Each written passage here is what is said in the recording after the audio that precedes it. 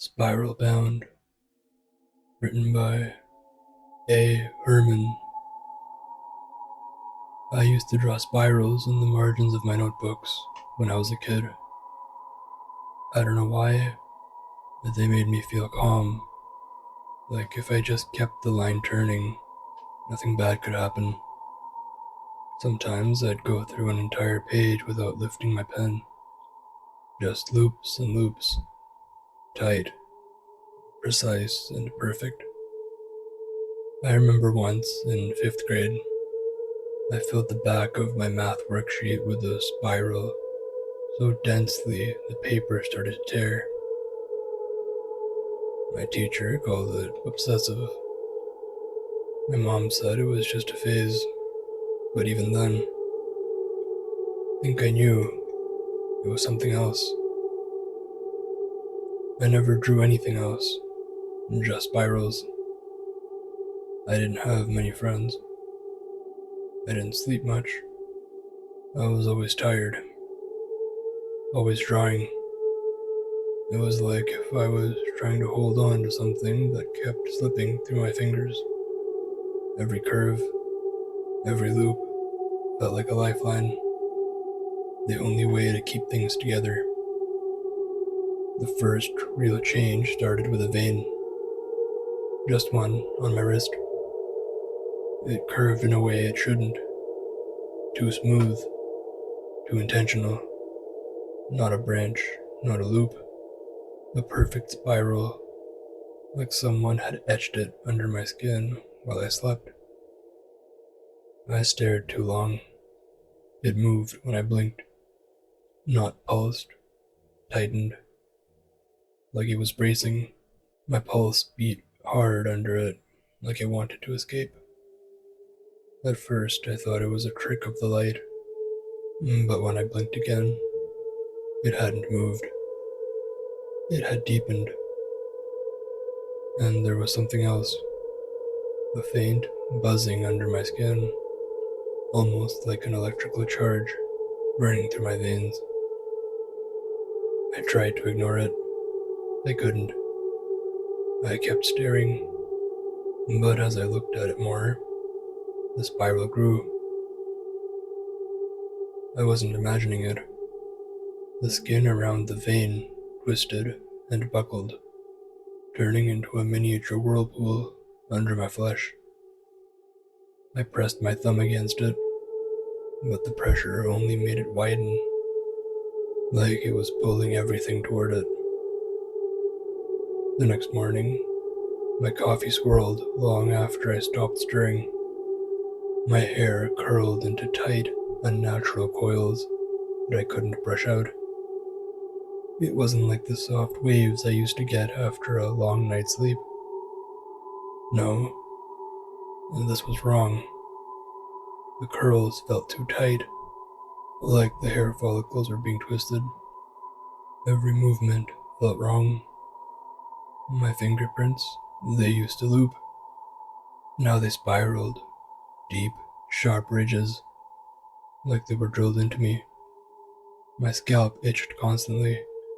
I finally dug in with my nails during a shower, yanked out a chunk of hair, and under it, the skin was puckered into ridges. When I pressed the spot, it felt soft, like cartilage, or a tightly wound spring. I pressed harder, and something shifted under my flesh, like a slithering, coiling thing. I could feel it trying to make space for itself.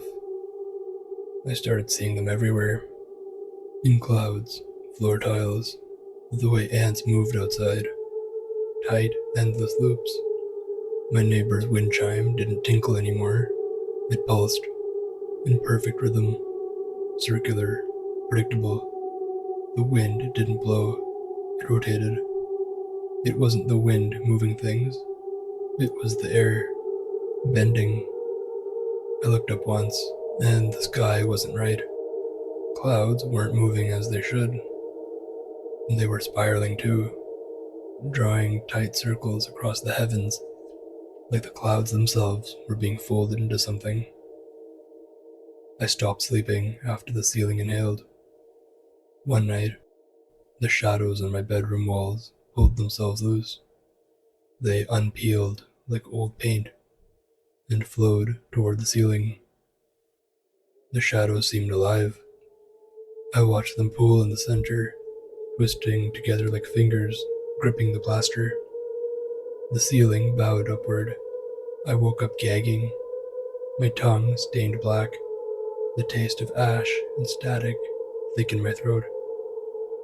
My chest felt hollow and full at the same time, like something had made space for itself inside me. Like the void I felt was suddenly growing inside me. It was so cold, but I could feel it stretching, filling my veins. I tried to tell my brother. I begged him to look at me, to see. I showed him my fingerprints, the coil in my scalp, the scar where I swore my molar had unscrewed itself. He just stared, wide-eyed, distant, like I was already gone. Or worse, I wasn't me anymore. I grabbed his wrist, trying to make him understand, but he barely flinched. The tension in his body was like stone. Then, slowly, he pulled his arm back and started tracing his own wrist, absent-minded, like he was checking for a spiral that wasn't there yet. I whispered his name. He didn't answer. He just kept tracing, and tracing, and tracing. I walked down my hallway and passed the same cracked spot of wall 8 times. I scratched an X into it with a screwdriver. The next time, there were 2, then 4, and then gone. Just spirals, scratching, curling outward like something had peeled its way through the drywall, digging out like a drill looking for daylight. The pattern wasn't random. The cracks followed me. They looped. Later, I looked out the front window and saw my neighbor walking her dog. She smiled and waved. A minute later, she passed again. Same clothes, same smile, same wave. Then again. But this time, she didn't blink, and the dog's leash curled around her wrist like a vine. Food started to rot in unusual ways. Bananas peeled themselves open like curled petals. Mold formed in rings, constant circles of decay. The fridge motor hummed in 3s, then 6s, then 9s. I heard the hum in my teeth. I felt it in my chest, like my heart was beating in sync with it. The walls weren't just cracked, they were warped, twisting, distorting, like the structure of my house was slowly folding into something else. I recorded myself sleeping, just to prove it wasn't me. Just to prove I wasn't the only one doing this. The footage showed me sitting up around 4 a.m., staring at the camera with a slack face and black, spiral-shaped pupils. I didn't blink. I just started tearing paper, books, envelopes, toilet tissue, and twisting the strips into coils. Then I swallowed them, one by one, with a smile. The camera didn't capture the sound, but I heard it. The crinkling, the way the paper seemed to melt when I consumed it, like I was absorbing it, becoming part of it. I tried writing down who I am, what I am, my name, my birthday, my memories. But every time I picked up a pen, I just spiraled the ink over and over, like my hand knew something in my brain that it forgot. My name is always curled into nonsense, words looping into unreadable glyphs. It looked ancient, like a language that had existed long before me and would outlive whatever I was becoming. Sometimes I wasn't sure if I was the one writing at all. My reflection doesn't show anymore. It shows a window, and through that window, I'm standing still, eyes wide, while everything behind me curls inward like a closing fist. It's been like that for days, maybe longer. I don't know if time spirals too, but I haven't seen a straight second in a while.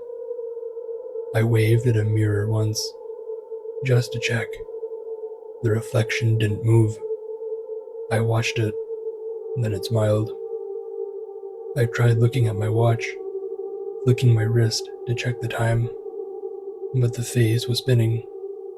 The hands had turned into spirals, like it had all become part of the same thing. Yesterday, I pressed on my back molar during a panic attack. It slid out like a loose screw. No pain, no blood, just an oily pop and a metallic taste. The root wasn't straight. It was coiled, perfect, intentional, like it had always been winding inward. I held the molar in my hand and looked at the root. It looked alive somehow. I tried to squeeze it, and it twitched. A tremor. I took a knife and cut it into my thigh, just enough to see. No blood came out, just thick, clear jelly threaded with hair-fine spirals and tiny tendrils moving like worms. I laughed until I vomited. My vomit spiraled on the floor. I could feel it in my skin, in my bones. It was inside of me. I went to a clinic. The doctor looked into my eyes and immediately stepped back. His hand shook. He whispered, "It's almost here." Then he walked out of the room. I never saw him again.